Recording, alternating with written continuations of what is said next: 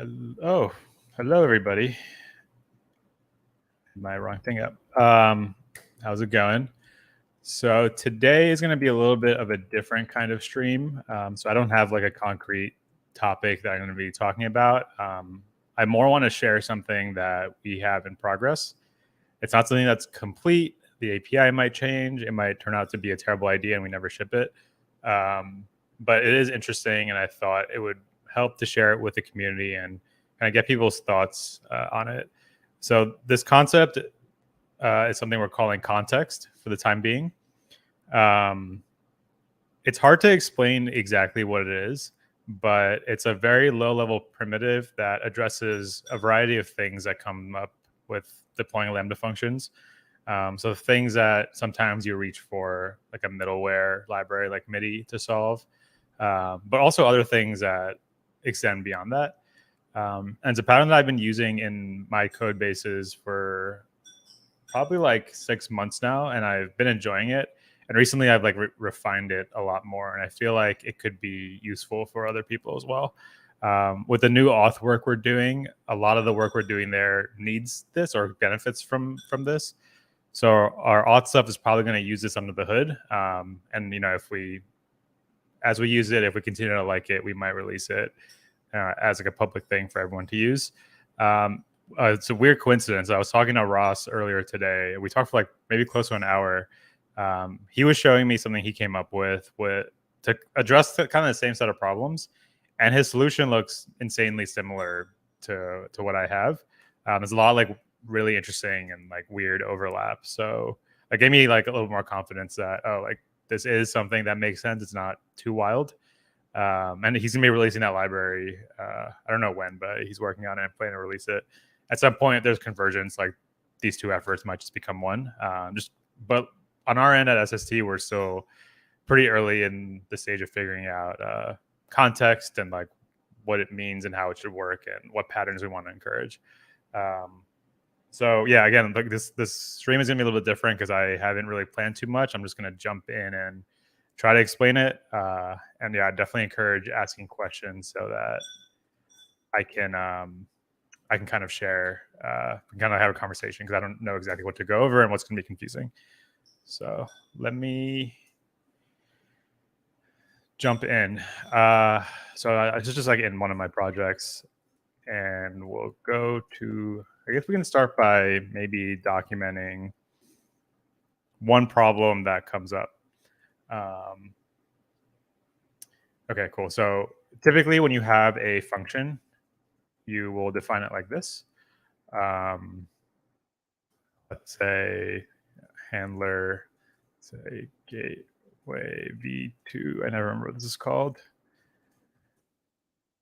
Define it like this, and you'll return stuff. The handler could be simple. You might just have like some code here, but with the structure that we've been encouraging, the domain-driven design structure, the handlers typically don't contain direct implementations of things. They contain just calls into core business logic. So you might have like domain 1 thing, domain 2 thing, domain 3 thing. So you might call those, and then you might return some result. Some of like these domains and these function calls are probably going to depend on some things that are in the event, right? Like that's your input, like the event is triggering this function. Like you're most likely going to need to pass some of that stuff in. So you don't want to pass the raw event because you don't really want your domain functions to be really coupled with Lambda. So you'll probably pull stuff out, something from there. I don't know. Let's just say it's like query parameter, something like that. You might have some kind of auth process you do on. So let's ignore the JWT authorizer for now. I'll just say you do auth in the function to get like you read a JWT out of the header, something like that, and maybe you might pass that in under auth, something like that. You might call these other functions, etc. And you imagine like as you have other functions, like they're gonna do similar things. Like they're all gonna pull a JWT out, pass it in, etc. So there's a few problems here, not problems, but a few things that you might think like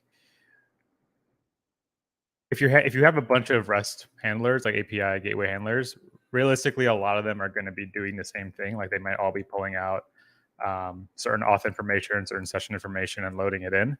Um, so this ends up getting duplicated across all of your handlers. Um, and the question is, how do you reduce that duplication? So oftentimes people will look for a middleware solution, and middleware solutions do work well. So let me pull up one. So MIDI is a one that's pretty popular. Let me look through this. So we can look at some of the middleware type things that they provide. So like, I don't know. Let me see what they have on their homepage. Like so I mean, I think they describe it well. Boilerplate. So they have good examples here. So, decrypt environment variables with KMS, deserialize the content of the event. Yeah, like you might want to parse it into JSON or whatever format you're using.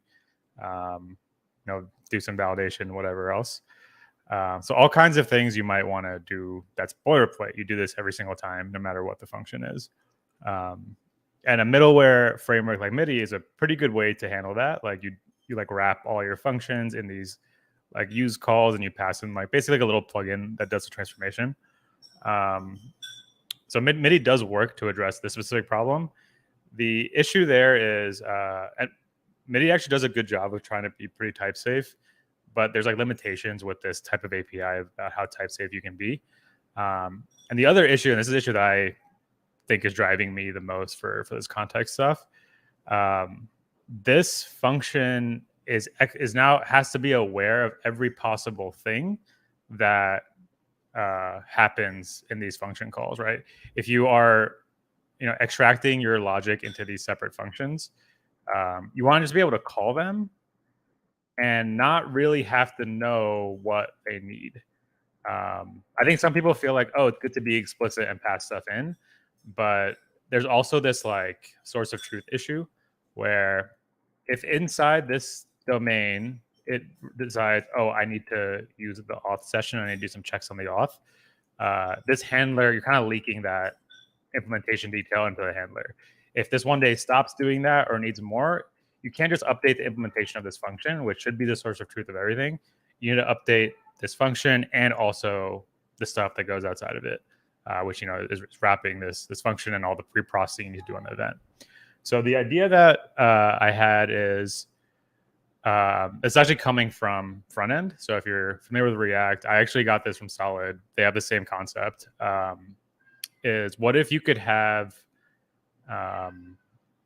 state that lasts the lifetime of the invocation request? So it's quote unquote global state, which reflexively people might think global state is bad, but I kind of go into why it's interesting in the Lambda environment. Global state isn't really global, but basically, if you have some state that you can store globally, what kind of stuff does that unlock downstream?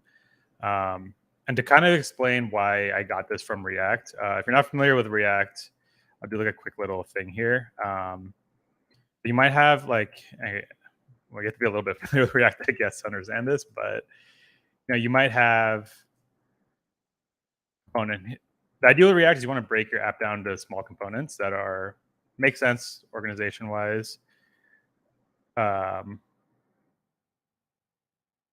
like, obviously you don't go crazy. More components isn't necessarily better, but you do want to break it down in a way that makes sense, right? So in this example, you have your root component renders component A, component A renders component B, etc. If you have some data up here, I want to pass it to component A. Okay, you have to pass it foo equals foo. Component B also needs it, foo equals foo, and so forth. You can imagine if you have a pretty long tree, you have you're just passing these props all the way down. It's called prop drilling. The idea is some component really far down the tree might need some state that belongs at a higher level or that starts at a higher level. And you kind of need to pass that through all these in-between components that don't necessarily even shouldn't really even know that component down below um, needs that. So in React, they introduced a concept called context, and this isn't the exact syntax, but just simplify. You can wrap part of the tree in context, and then you don't need to pass it anywhere, right? It's implied that anything under here should have access to this context, and I think realistically this would be called like foo context or something. And so if component A needs it, it can just do use context foo context. So the idea here is early or somewhere high level, you initialize some state, and you know it's going to be used somewhere downstream. And then you don't need to like pass it every single way to every single component. So you're not paying this cost of being more organized by like having to pass props around everywhere.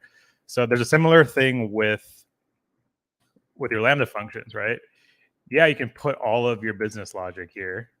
And a lot of people do, and it's fine. But if you have like a more abstracted system where like you really break down things into granular functions, you start to pay the cost because you need to like pass down all this information down into deeper parts of the application.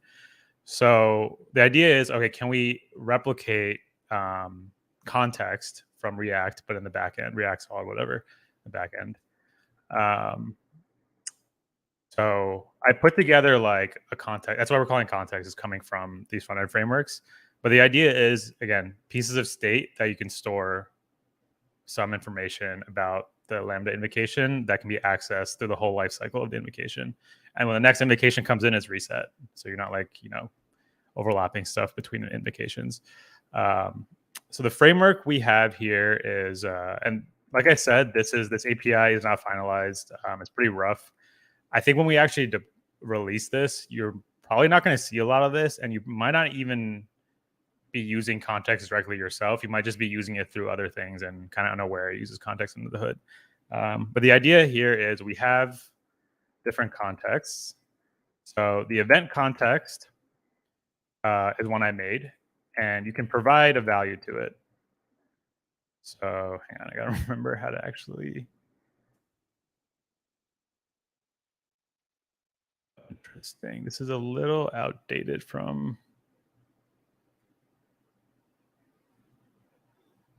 Wait, is it outdated? Hang on. Oh, okay. So I can provide this. So right now, as an example, this event context supports two kinds of event, just the API request and an SQS request. So you can provide it at the beginning of a request. And then anything further down will now have access to it, right? So if you want to build, you can now sort of derive stuff from this context.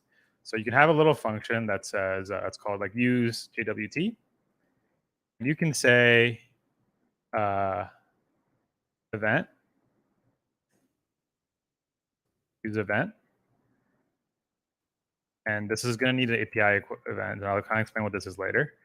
And this gives you back a typed event, right? Because if you're using an API event, we know this is going to be an API gateway proxy event. And you can get the JWT. You can do all the logic here of, like, if this isn't there, like throw new error. I don't have like a JWT decoding thing here, so I'm just gonna. And we decoded it, and like there's some like type user properties user ID 3. So let's say we decode it and we got the value. So now in your functions you can now use JWT, and this probably should actually be named use session. So let's call it session. So now anywhere in your code base, you can call use session to get the current session of the current whoever logged in. So here, if we have like a, I don't know, let's say this is a, depending what it's, let's say this is like a to-dos app. Get to-dos doesn't need to take in the user ID as an arg. It can go based off of the current session. So you can do some kind of query like db query or db select from, I'm just making the syntax up, where user ID equals use session properties user ID. So you have this nice like your system starts to be aware of like state that is kind of global. So I think some people might react to this being like, this seems weird. This is now less explicit. You don't know that get to do's depends on user ID. You have this global state. Doesn't that get crazy? Isn't it a mess? So I was kind of worried about that initially. What I used to actually do is basically every function I would pass in like this context object, and it would be like some giant context object with every possible thing that is relevant, and that way I'd be explicitly passing it in to each function. That also is kind of messy and kind of ugly. It's not like super granular and not like nicely type safe as this. So having done this pattern for a while, I actually think it works out really well. It lets you enforce certain global level things that you don't have to worry about people forgetting, right? There's actually no way to call get to do's with the wrong user ID, because if you trace it down, it has to come from the session, which has to come from the JWT, which has to come from an API event. If any of this like doesn't work, there's going to be exceptions thrown that prevent it from continuing.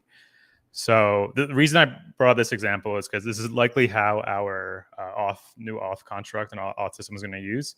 We're going to give you a use session like hook type thing, and that'll just give you a decoded JWT that is type safe and correct for all the various ways people can auth into your system, right? It might be like, I'll give you another example. So let's say this is let's say you support both API auth and also like a user authenticating.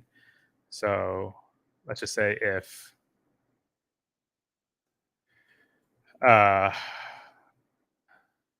type API, there's no user ID properties here, right? Or maybe actually let's say the API key is issued to a user, but we still want to know the difference between an API, like an API request and a user request.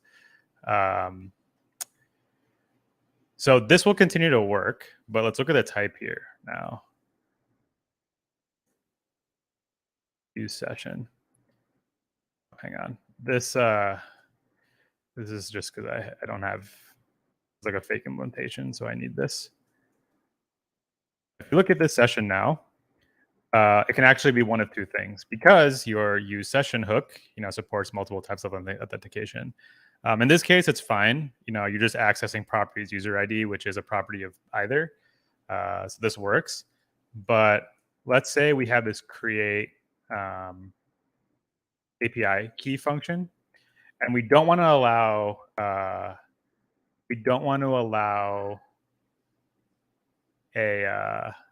an API key to create more API keys. So we might create another hook called assert user or assert user session. I don't know if this is good naming, but we'll use it for now.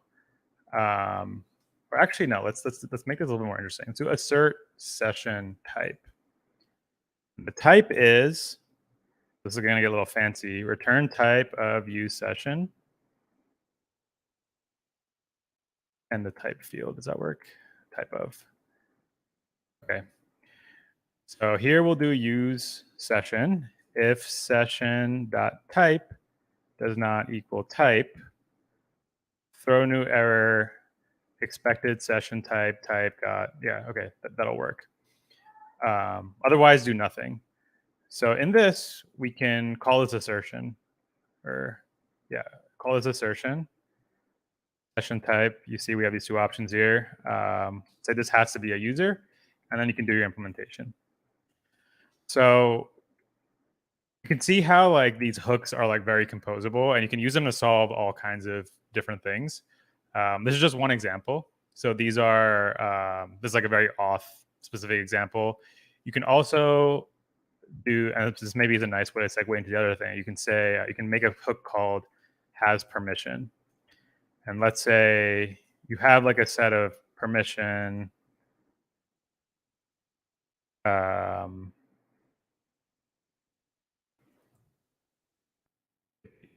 Who's get PI key get. Let's make this a const for now. You want to check to see if. Okay, I'm getting fancy with the TypeScript, so I apologize, but I can't help it.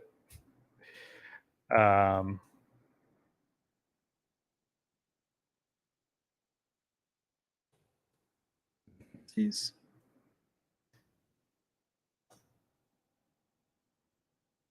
Okay, there we go. So now P is one of these, and we can just implement some basic logic. Let's say, oh, actually no. Let's say this is going to be fetched from the database. So we'll do something that's like, I'm just going to do a fake implementation now. Get permissions from database.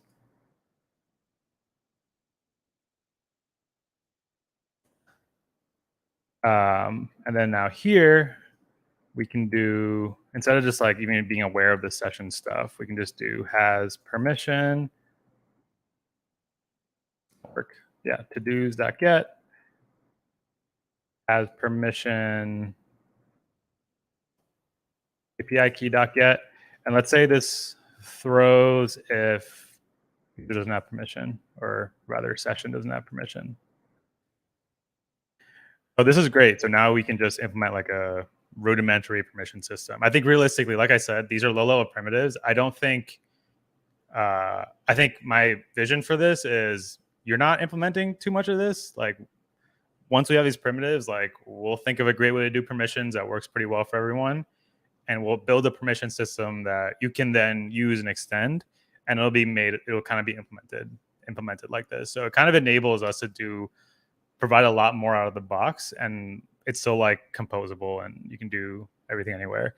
And the cool thing is if you trace back these hooks, it's all coming from just the event, right? If you do has permission, that calls use session, which calls use event, which starts off at this provide here. And we're probably going to provide like function wrappers so that you're never really specifying this. It just kind of happens for you automatically. So yeah, this pattern I think works really well. So, and there's another question of, okay, we have this has permissions thing, right? Let's say we need to call this like 10 times during a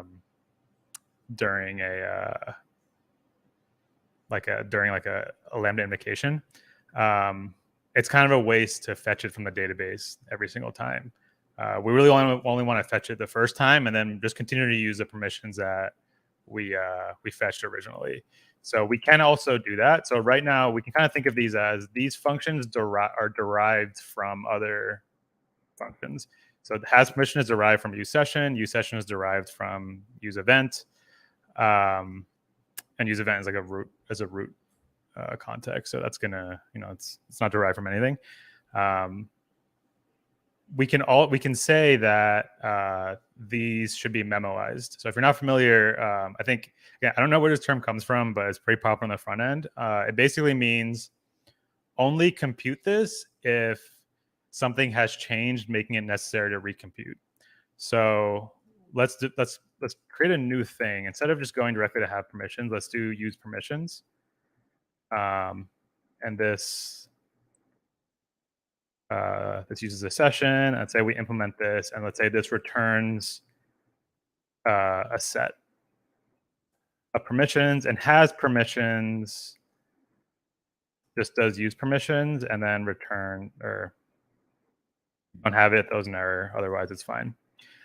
So right now, if we call this a bunch of times in our code, along the lifetime of a single Lambda request, it'll fetch from the database multiple times. But we also provide this cool thing called memo. So that's what I was saying earlier. So the syntax has changed a little bit, but context.memo.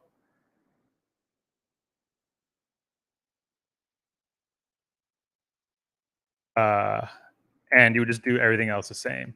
So use permission still is, let's just make this a little bit more correct. It's still the same function signature. It's just a function from whoever's calling it. But if you call this 10 times in your request, it'll only ever be computed once, and you can reuse it everywhere else. So we have a question from Alex. This is pretty slick. Would I ever update context somewhere else in my application logic, or is it create once, read many? Yeah, so this example, we're doing a lot just derived from the use event. The event context. So far, we actually only really have a single context. It's this event context. Everything else is kind of derived from there. Technically, the memoize thing also creates its own context, but that's invisible. But so in general, it's create once, read many. Nothing is stopping you from like updating it progressively. Like you can call provide multiple times. I haven't yet run into that, but I can imagine that you might like start off let's say you have like a login endpoint. The session might not be logged in to begin with, and maybe throughout that request, you actually want to log them in and update the context. You can do that. You can call provide multiple times, and we have this tracking thing set up. So any context derived from this will also reset. So if you have this memoized context and you like intercept any one of its parents and provide new context to it, it'll like dump its cache and update. So again, a lot of this is coming from Solid's like reactivity model, where you have pieces of state, things derived from that state. If the root state changes, you need to make sure if you have memoized any of the derived state that those know to update as well. Like I said, I haven't really yet come across a case where you need to do that. For the most part, this provide is pretty invisible. But I'm going to go over some examples where we might have context beyond just like the event context you get from the Lambda. So before we jump to that though, let me kind of go over some other things we can start to do now. Now that we have this like API event context, like what other useful little hooks can we make? So I started to do this. Use cookies hook. So this now pulls the event, gets the cookies out, and parses them. I don't know if this is the correct way to parse a question. Is event context wiped between invocations on the same functions? Yeah. So we make sure it's wiped because of that initial provide thing. It'll invalidate everything. I've also taken care to make this work under tests where you might have multiple, like in a Lambda function, a container is only ever handling one request at a time. So you're never going to have overlap. Like it's just going to wipe on every beginning of every request. But in a test, like you might have parallel tests running. And I wanted to make sure everything would work under both cases. There's some like caveats with it, especially in the testing scenario. But under the Lambda function, like everything just works. You're never like stepping over old state. So you don't have to worry about that. But yeah, going to the HTTP, I have this collection of HTTP hooks. Use cookies. So I don't know if this is a right way to parse cookies. Like we would probably look that up and implement it correctly. Unfortunately, it's not native to Node. I don't think it is. There's no like cookie parser native to Node yet. So yeah, if we have use cookies, we might as well also have use cookie. And the naming here might need to change, where you provide a specific cookie and you get it back. Use body. So this one's interesting because typically people just do event.body, but I don't remember what situations. I think if the body is a certain size, if it comes in over a streaming request, or if it's binary, I don't remember exactly what it is. Maybe if it's binary data, it's sometimes base64 encoded. So you actually need to make sure that you check the event to see if it's base64 encoded and you decode it. So yeah, once we have the body, we can also, if it's form data, we can call use form data and get it as URL search params. You can also get a specific value, use form value. You can also get query parameters. So there's all kinds of interesting like little things we can provide. Is there a way not to have all the state wiped on each invocation? Yeah, so right now, when I talk to, it's funny, this is the other Ross. So the other Ross who I talked to earlier, his setup lets you preserve stuff between invocation requests. So you can flag a context to say it's shared between requests. I haven't come across a use case for this myself. Like so far, I want everything wiped, every single request. But I can imagine if there's like some expensive data you want to compute, you do want to have context that exists between requests. And I think technically, I actually think you can do that here too. Because if you provide this, so let's say we create a context called special context, uh, create, and let's say this is used like specify how to fetch it. Expensive thing, and you provide it right here. Or actually, no, let's not specify a fetcher because this is going to be provided externally. Provide it here. Actually, it doesn't matter. You can do it inline here as well. I think technically this would not reset. I need to verify this, but this would not reset between invocations. So you do have control over that. So again, API, the whole way all this works is pretty early, so kind of discovering as we go. So yeah, I guess we could have container level state, which might get wiped at any given moment if the container restarts. So yeah, we have this HTTP examples. These are pretty simple.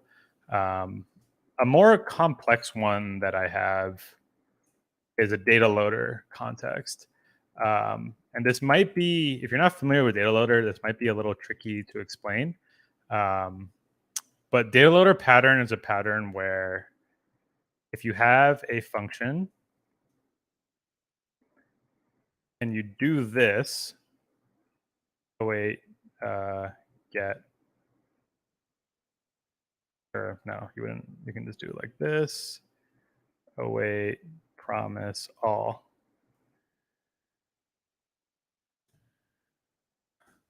User get 2, 3, and let's get 1 again.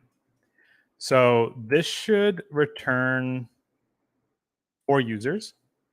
But the way you have it written right now, let's say this is, let's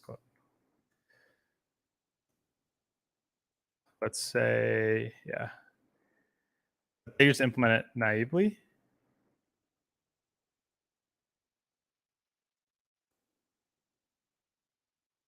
Yeah, so can you use the global context to handle the SSM stuff? The top level await is required so that whenever you use the SSM values, you don't need to await the value. If you top level await is required to prevent that. It's a minor thing, but if you have to like await something every time you need to access a config value, even if it's cached, it kind of like leaks into your code everywhere and makes everything async, which can get kind of ugly when certain APIs require like synchronous callbacks.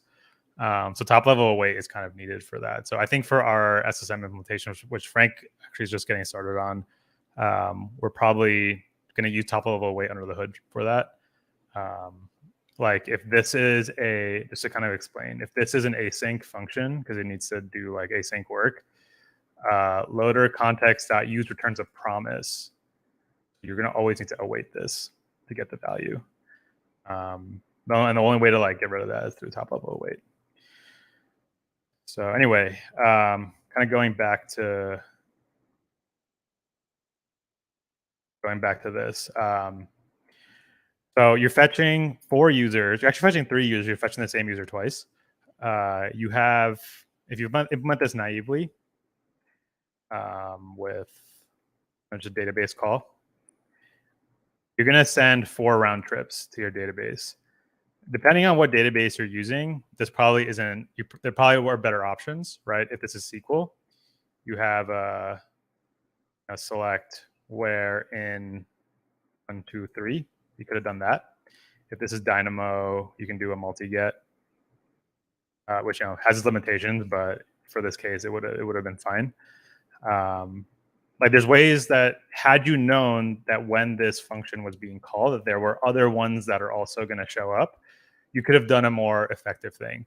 And that's what data loader pattern is. It lets you batch stuff without changing the way stuff looks up here. So this code does not have to change for data loader to make this efficient. and it's going to be pseudocode, but you basically do something like this. And data loader is a library.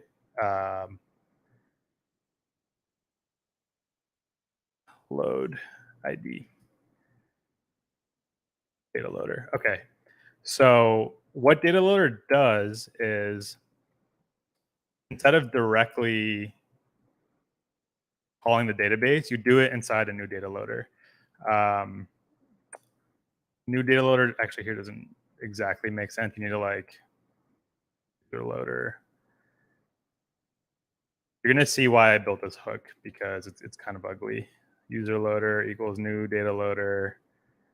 And yeah, okay. So you specify your batch function in here, and here you do user loader dot load. Right? So what's happening now is it's a really clever trick. It's pretty simple. This get is being called 4 times. User loader isn't kicking off a request right away. It's actually under the hood doing, it might be doing something more complicated than this, but it's doing a set timeout with a 0 tick. So that means it's not actually going to do anything until the next tick. It's going to collect all the requests to get user. Then in the next tick, it'll look at all the things that were loaded. In this case, 4 things were loaded. It'll dedupe them because, 3 of them were the same, right? Like, or sorry, 2 of them were the same. The first request and the last request were both for user 1. And it'll send you an array here of IDs. In this case, you'll get an array of 1, 2, 3. You can do your batch get here, and it'll return, and you return this like the array in the same order that you got in. So user 1, user 2, user 3. Then data loader will resolve each of these promises. So this query, even though it looks like you're querying it 4 times, data loader will batch that into a single query.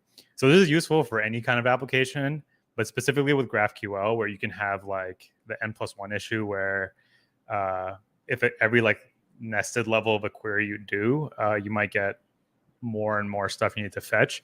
And data loader kind of limits that to a single request per relationship. Again, kind of complicated. If you haven't done GraphQL, that probably doesn't make any sense to you, but with a lot of this stuff, I just try to give you some context so that later when you're going and doing it, you're like, oh, this is the thing that he was talking about. It might help you understand it faster.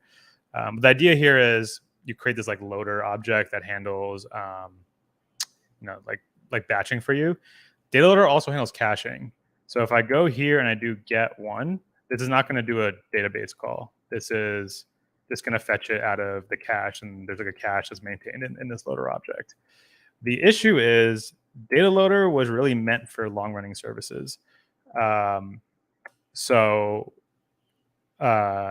it's really meant for like containers that are up for a long time, and you can kind of maintain its cache and invalidate it, etc. In a Lambda function, we don't really want the cache lasting from one request to the next. And to be honest, even in a container, I feel like you don't want that. So, but typically in there's like an Express application, you kind of initialize all your data loaders you need up front, and then you pass them downward, kind of like that issue I was saying before. Like you need to know everything you need, and you initialize that once someplace, and you drill it down into deeper parts of the application. So we basically want to reset this data loader every single request. Within the same request is probably fine if you're like reusing the cache. It's probably good. Like maybe you get some outdated data, it might not be a big deal. You can kind of decide if that works for you. But it definitely speeds up performance, and it makes a lot of sense for a lot of use cases.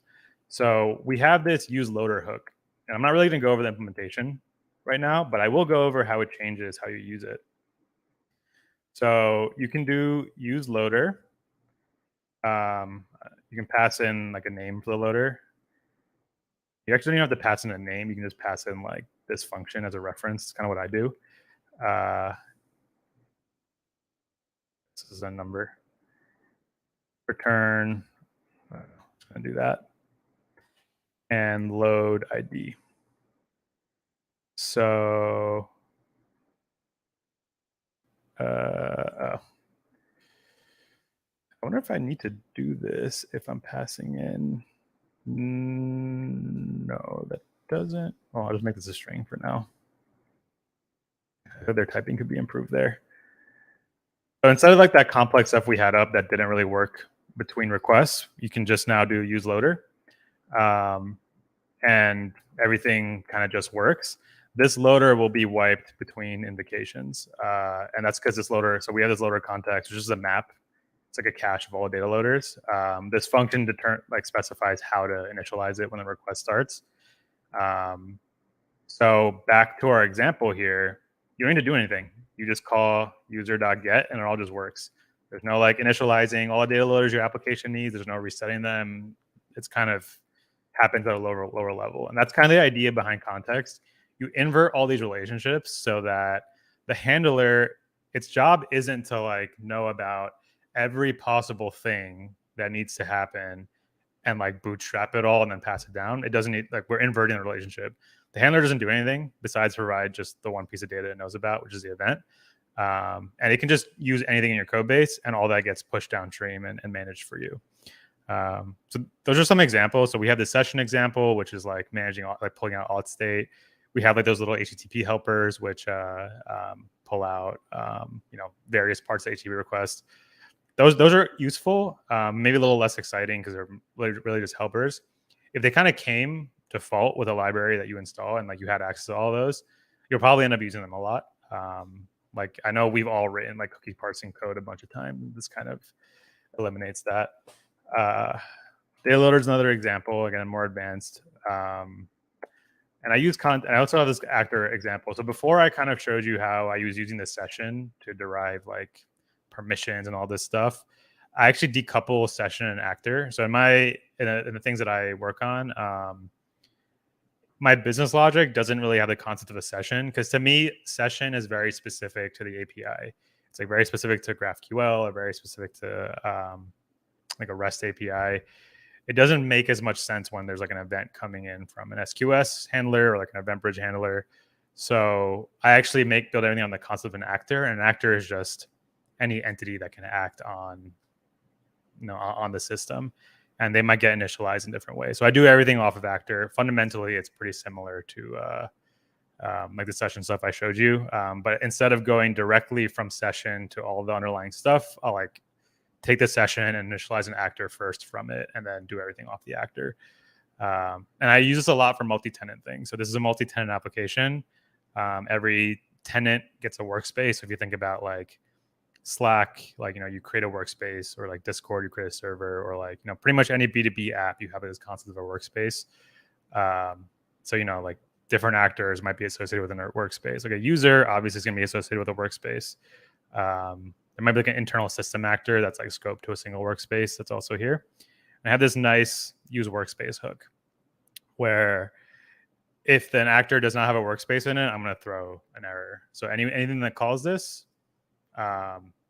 it's basically asserting this query needs a workspace. So if you look at some simple examples, like I might have like a user. Let me see if I even have this, like a user list function, and this is like a DynamoDB query. It needs a workspace ID, and again, this is because of ElectroDB. It's forcing you to put in a workspace. The only way to put in a workspace is to get it from the context, which bubbles all the way up to the session and wherever it came from. So yeah, this is definitely a work in progress, but it's a pattern that, like I said, I've been using it for 6 months or so. Has been pretty helpful. We're going to use it under the hood for the auth stuff we're pushing out this month. It's going to be really under the hood. I don't think it's going to be super in your face that we're using this context system, but it's a way for us to dog food it. If it doesn't work well, we can kind of refactor the implementation without changing like the auth API at all. But it's our way of like trying to refine it and getting it to work pretty well. So I think that's all I had to show. Let me just dig through here to see if I have any other contexts that I'm currently using. I'll read all this. Context example. Oh, there's one more thing that, again, is something I'm playing with, and I don't know exactly if it's going to stick. But I also have so I basically covered, if we're thinking back to MIDI. So MIDI has middleware that can transform the input and also transform the output. So we kind of covered all the input, as we can call them transformations, but more like deriving stuff from the input. But we haven't really solved middleware for like modifying the output. Like if I want to add a cookie to the request, or if I want to like compress the request with gzip, which we were talking about earlier in the Discord this week. So I'm thinking about how to do that. I'm thinking about having this concept of, and we can actually try implementing it right now. This put it in the event file. I was thinking about calling it like a response transformation context. Let's create one. And what should this context be? So, well, let's think about the API we want to do. So I want to expose something that's like, probably use is the right, well, maybe it is use response transformation.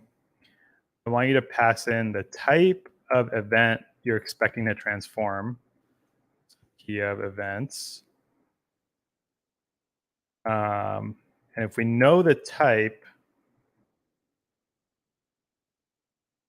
all right, this is going to require some like interesting stuff. So this might be really boring, or if you're into this, completely thrilling. There will be two. So basically, I have this mapping here, and this is temporary, or it's incomplete rather, of various events. I'm giving them simpler names.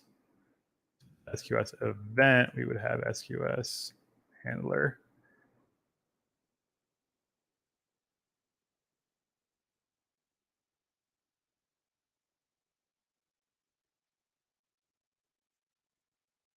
Make sure I don't break anything. So use event.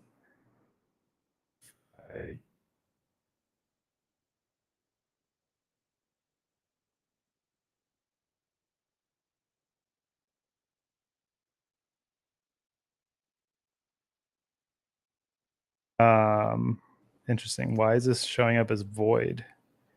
This should never be able to be void.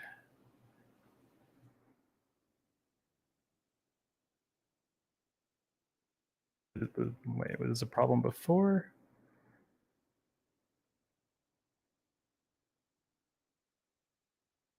No, it's not a problem. Oh, goddamn! I did that thing where I undid and I made a change. Let's see. I gotta think about how to deal with this, but for now, oh no, the event should be actually the parameter, not the response.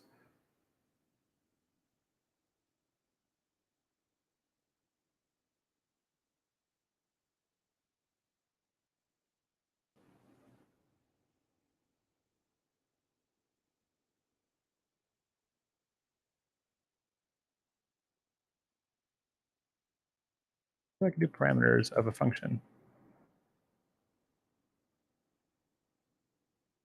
Oh, and this should be 0 and some escape hatching there.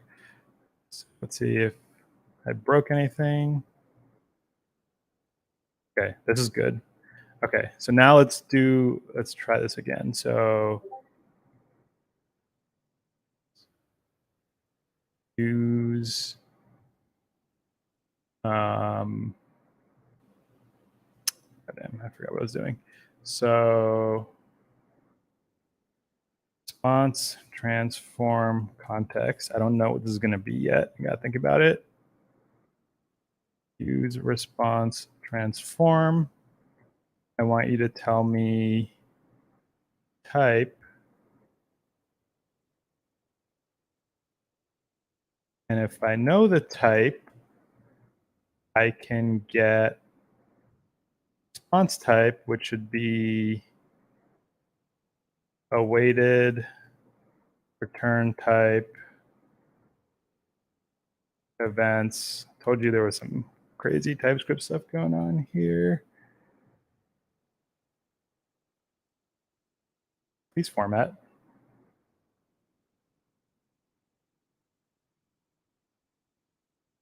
More? Okay. And input should be the response, and you should put your response back.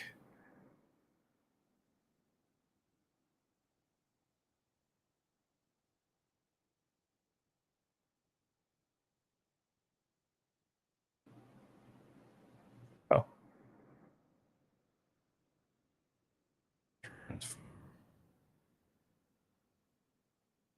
Okay, let's see if this works. Use response transform API.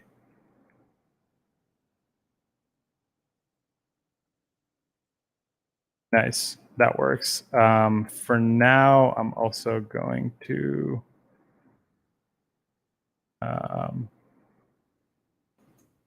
extract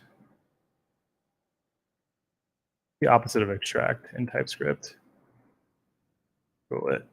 Opposite of extract. Is it exclude? Okay. Exclude void from here for now, just to make this correct. All right. So again, weird TypeScript stuff. Okay, so what all this is going to do now, it just needs to, so first it needs to assert that this is even the right, we're in the right event context. I'm actually going to use this.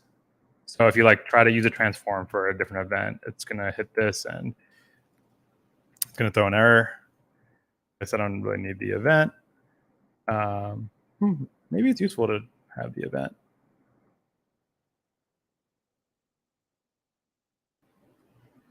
Is it useful to have the original event? No, it's not, because you don't need to pass something through arguments because you can always call use event inside your callback. All right, so that's fine. And then it's going to get this context, response transform context, use. So now I have an idea what this should be. So this should actually just be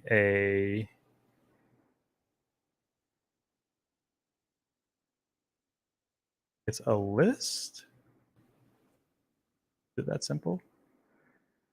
Context push form or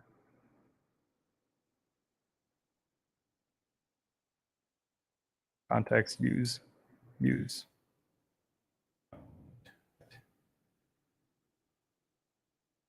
this never? Is this because this needs to be? I don't know. I'm just gonna do this for now.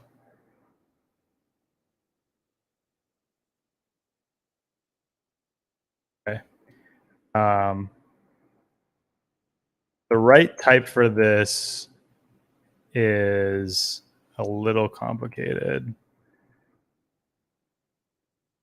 It's not that complicated.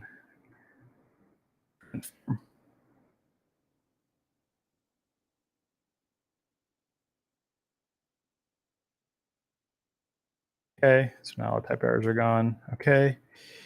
So now we have this use response transform thing, and then we'll do like an apply transform.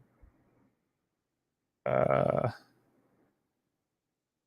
do we want this to work? So I don't know. I'm just kind of this maybe is not a good API, but I'm trying to get the implementation working. So apply response transform, and we'll just assert that the right event. I guess the typing on this doesn't need to be that. Oh, wait, it does need to be kind of interesting. Because you need the intended response.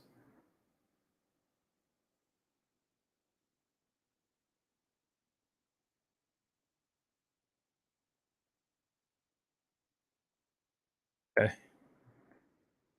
So this works. Now let's create an example transformer. So let's say this is use compression. I actually don't remember the exact code for this. I know Ross posted something very complete.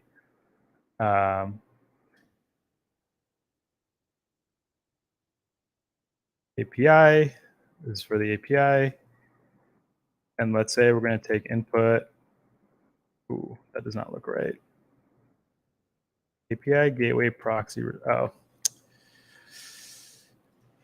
yeah, there's like this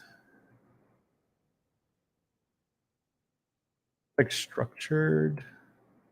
This is what needs to go here. Oh, why is this doing this? What's going on here? Oh, interesting. Maybe I just use this directly.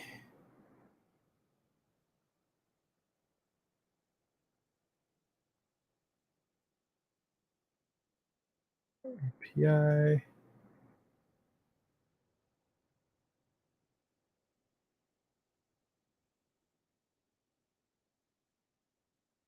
API gateway structured result. Okay, this is, I need to figure all this stuff out, but this works for now. Now this should give me, nice, okay. You need some checks here, like there's some like compression headers that you don't want to compress it if the browser doesn't say that it can. But you imagine you do like a zlib compress, and do like, I don't know, probably we'll need to set this to base 60 code to true.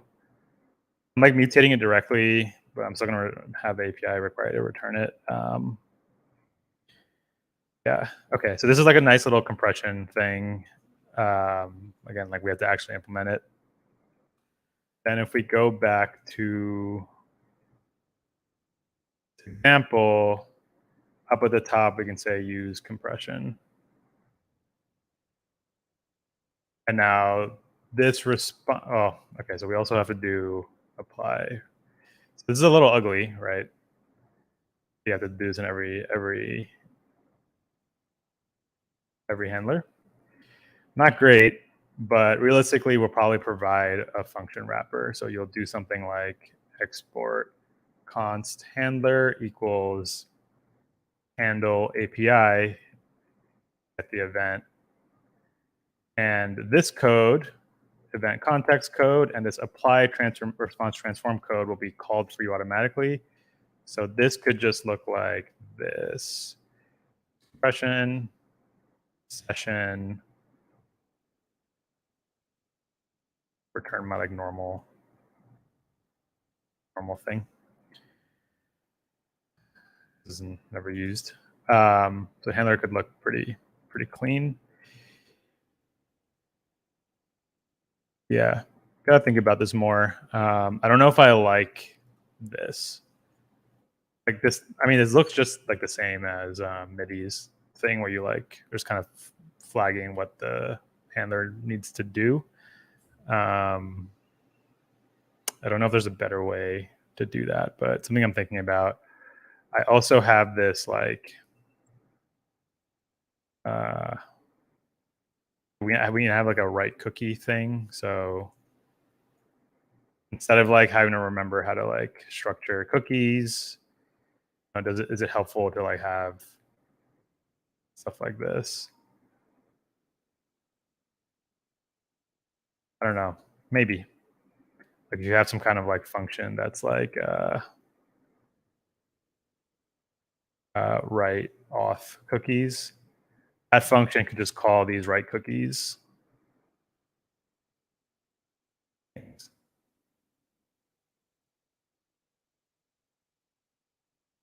And this would get appropriately injected into your response. So I don't know. Maybe it makes sense. The alternative to this is like, again, something more explicit, which sometimes is better. Do that, and then you would make sure you pass in something like that. Isn't terrible, but obviously this is a little more like the hook thing is a little more composable. Yeah, so I'm not sure if I like it for the response stuff. But it is interesting. We also want to provide, I was also thinking like, it sucks to have to put this on every handler. Like I feel like it should be able to like specify it globally so that all of your functions get it. I don't know exactly how that would be implemented. be something we can do through SST because we control your function bundling. I've never really liked this approach, but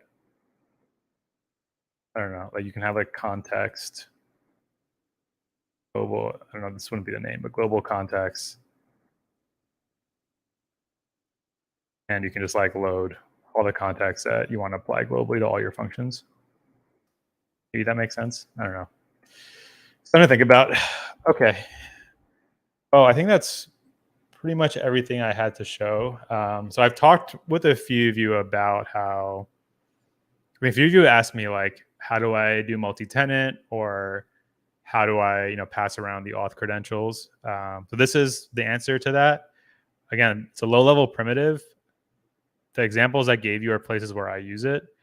I'm hoping you guys have lots of interesting ideas and use them in interesting ways. Another place where I use it is in the event bus. So the actor thing I showed you, I automatically call use actor, and I pen the actor to every single event in my system. So I know like the origin of every event, like who it came from and their properties.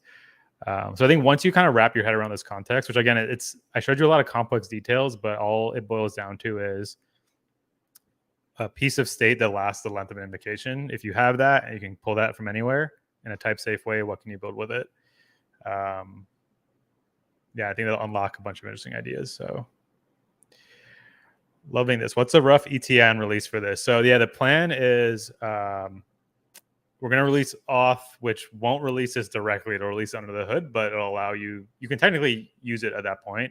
It probably just won't have like nice documentation and all of that. But like I wouldn't consider the API stable at that point. But the next thing we want to release after auth is these primitives as is, plus like probably a handful of helpers that we think are useful. I think everything I showed you today, minus this last thing with this global context, we can do, like, you can use even outside of SST. It's just like a framework for doing Lambda stuff. This maybe isn't even scope to Lambda stuff. Like, why not use this anywhere? But I think specifically in Lambda, it's helpful. So hoping in the next like month or so, we get this into people's hands and have a stabilized API. Like I mentioned, Ross is also working on something very similar. It might converge. His one looks a lot more complete. It works differently, but it looks a lot more complete. So he might release that early. That's like another, we'll be able to look at that and see which direction we want to go in. So yeah. Cool. All right. Well, that's all from me. Thank you everyone for joining. Have a good rest of your day.